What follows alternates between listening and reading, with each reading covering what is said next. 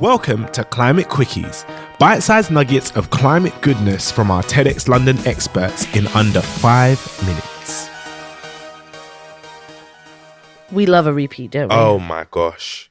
Do you know, have you ever had that thing where they say that like if you have anxiety, you watch the same shows over and over again? I have heard this. I've watched The Office like maybe 700 times. Not even an exaggeration. So that speaks to the fact that we love a repeat. We do. We love it. And when we get to bring our favourite guests back, it's pretty special. A bestie.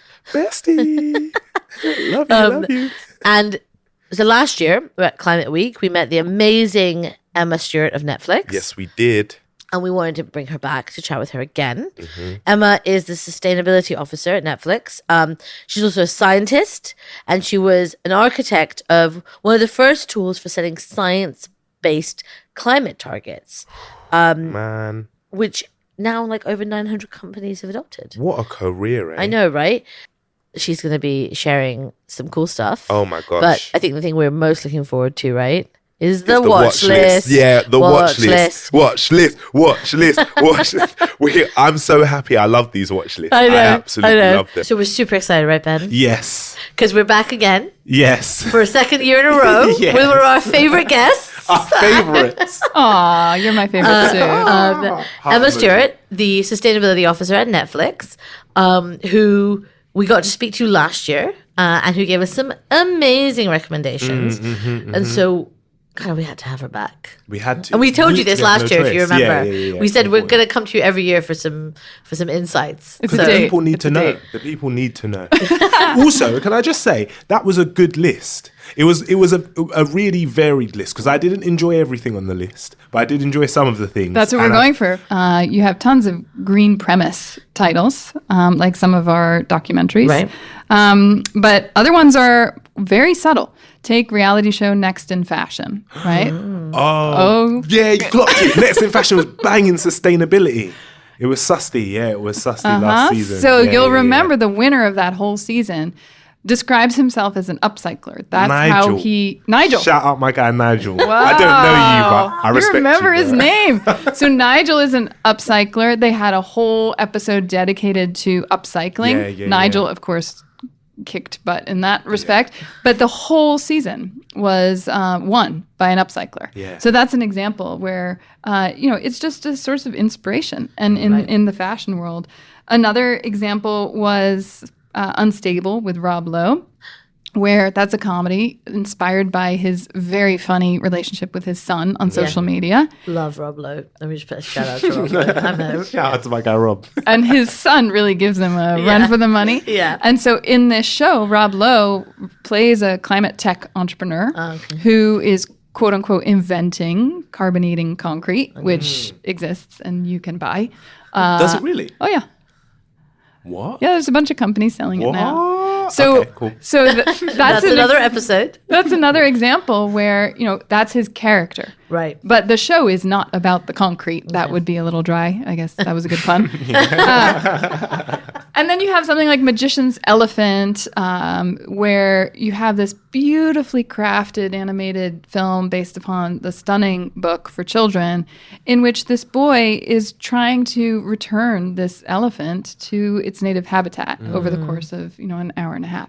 Very subtle, very gentle, has almost echoes of My Octopus Teacher and those sorts of films where there's a really deep relationship between the character and the elephant.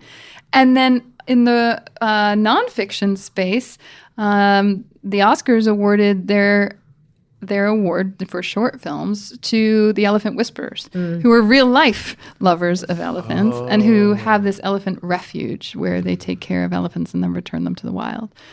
Another one was Partner Track, where you have a kind of office legal drama in which one of the lawyers discovers that her firm is working primarily for a fossil fuel company, and the son of the CEO of said company wants to convert it into a clean energy company. So then you have all of this intrigue within the office and within the law firm as to who defends whom between the father and the son. Right.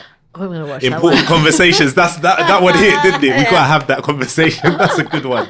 That's a good one. So I guess then moving on to like what everyone wants to know is your watch list recommendations for this year's top green premise shows. Well, since we're talking about potatoes, I can't. Oh, you are actually a professional seguer, aren't you? Yes. You've gotten better at this I since last practice at time as home. well. I do practice it on my children. No, so genuinely, we're talking about potatoes. And one of our recent releases called Live to 100, The Secrets of the Blue Zones. And I didn't even know what a blue zone was. I do. Sounds like you do. I feel like I can guess. I feel like I have a sense of what it is. Do you want to based on describe a blue zone? It's an area of the world where the people live a really long life and that like companies, like often cosmetics companies will go there to figure out what is happening here for these people. First of all, we're not using those products. Secondly, we're eating lots of lentils and potatoes. Yeah, right. So sweet potatoes in particular in Okinawa. So Dan Butner wrote this book, and now it's turned into this series that goes around the world to these blue zones to investigate like, what's the common denominator between these people who regularly live to be 100 with very high quality of health. And they're walking, they're gardening, they're getting around on their own. They're not living in collective homes. And so one of the things is that they largely eat a plant-forward diet. And they can have more calories, but they're more nutrition-rich calories. Right. And they really are, all of those diets are plant-forward.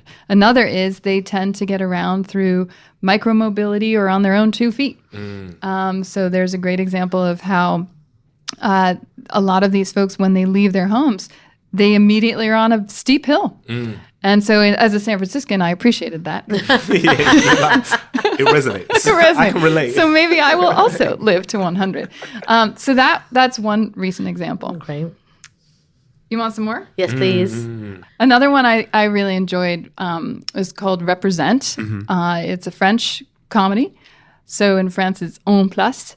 And it's about a guy from the projects, the banlieue outside of Paris, who runs for president and does amazingly well. And his primary political promise to the French people is that he will make organic food freely available and he will pay for it with the savings from their healthcare system. Oh, that is smart. Whoa, I might run for prime minister. We need it. That is a good Feel free policy. to steal that. Yeah, that's smart. If we see that in any of the manifestos being released. Yeah. You know, you heard it here first. Oh, that's amazing. Any last one you want to mention before we let you go? Well, White Noise attracted quite a bit of critical acclaim and was based on a book of the same name. And that really is premised around a crash of a train that is carrying kind of petrochemicals.